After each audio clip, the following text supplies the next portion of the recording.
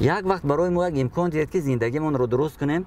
انشاءالله دیگر همین وقتی زندگی انسان از دیگر جا درست شد روزش به روز تاکسی نمیمونه. عبدالستار پیرمحمدزاده ронандаи таксӣ дар Душанбе мегӯяд, пас аз нашри як навор дар бораи мушкилиҳои ҷомеа ки вокунишҳои зиёдеро ба бор овард, мусофирон аз савор шудан ба мошинаш ҳарос доранд.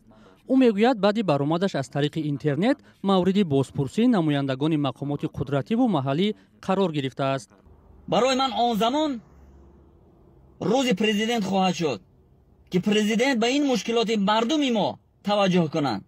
навори муроҷиати ӯ 16 ноябр дар шабакаи фейсбук гузошта шуд ва дар муддати кӯтоҳ ба мавзӯи суҳбати хосу ом табдил ёфт. вай аз бекорӣ дар Тоҷикистон, таъини ҷаримаҳои ҳангуфт нисбати ронандаҳо ва бетаваҷҷӯҳии мақомот ба сарнавишти мардум суҳбат мекард. бо гузашти як моҳ аз нашри навор, Абдусаттор Пирмуҳаммадзода мегӯяд интизор надошт нашри навораш ба вокунишҳои зиёде рӯбарӯ мешавад. соро дигар қариб ки ҳар дуюмин шаҳрванд мешиносад дар дохили мошин ҳам дар роҳ ҳам ва тааҷҷуб мекунанд баъзан ки чӣ хел овозаву дарвозаву фалону баҳмаду. ман дар ин бора дар наворҳо гуфта будам ва ҳар яке онҳо чӣ гӯем мекунад ин чизро барои худ як чизи ғайри муқаррарӣ ҳисоб мекунад. инсон ҳеҷ ақлаш гӯё ки инро қабул надорад ки як шаҳрванд як проблемаро гуфт, дарди худашро гуфт дар ҷомеа ва он ҳамовозӣ пайдо кард ва ҳамин чиз барои онҳо як аҷоиб менамояд. Пирмуҳаммадзода чун рӯзҳои қабл ин шабу рӯз дар Душанбе ба таксиронӣ машғул аст. мегӯяд пас аз нашри навору вокунишҳои зиёд дар хатсайрҳо мусофирон гоҳе бо ҳарос аз хизматрасонии таксии ӯ худдорӣ мекунанд. пас аз он муроҷиатнома ба таксӣ ё ба мусофиркашонӣ мебаромадам ба кӯчаҳои шаҳри Душанбе. дар ҳайрат мемудам, дар тааҷҷуб будам ки баъзеҳо масалан дар ҳамон хатсайре ки мерафтанд аввалан як даст мебардоштанд ки истед.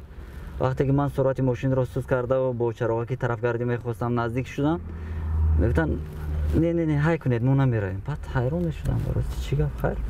як ду одамеш бо мерафт ҳамоно дар чӣ хел аст одам як касеро дар куҷои дидагӣ барам хел дудила як нигоҳ мекунанду мераванд. Пирмуҳаммадзода мегӯяд баъди навор ӯро ба мақомот даъват карданд ва ҳамроҳаш суҳбат карданд. аммо ба гуфтаи ӯ муносибати намояндагони мақомоти қудратӣ ҳамроҳаш бад набуда, бо ҳамдигарфаҳмӣ анҷом ёфтааст. ба мақомот даъват карданд. рости гап баъзеашон хай ба хона омадан суҳбат кардем. суҳбати анам хел ман ҳайрон мешудам. баъд ба худашон гуфтам шумо ҳам ҳамин хел одамҳои бофарҳанг, шумо ҳамин хел одамҳои хушмуомила будаеду, мардум чаро аз шумо метарсанд.